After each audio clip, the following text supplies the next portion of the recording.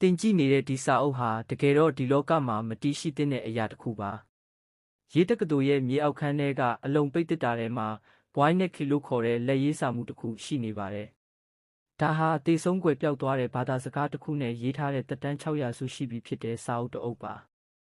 ရာစုနှစ်များစွာတလျှောက်ကမ္ဘာအတော်ဆုံးကုတ်ဖော်ပညာရှင်တွေဝိုင်းဖက်ခဲ့ကြပေမဲ့အားလုံးအရှုံးပေးခဲ့ကြရပါတယ်ဒီစာအုပ်ထဲကစာလုံးတွေဟာစစ်မှန်တဲ့ဘာသာစကားတစ်ခုရဲ့စီးမြင်တွေနဲ့ကိုက်ညီနေပေမဲ့ကဘာပေါ်ကဘယ်ဒေတာသုံးစကားနဲ့မှတူမနေတာကအံ့ဩစရာပါ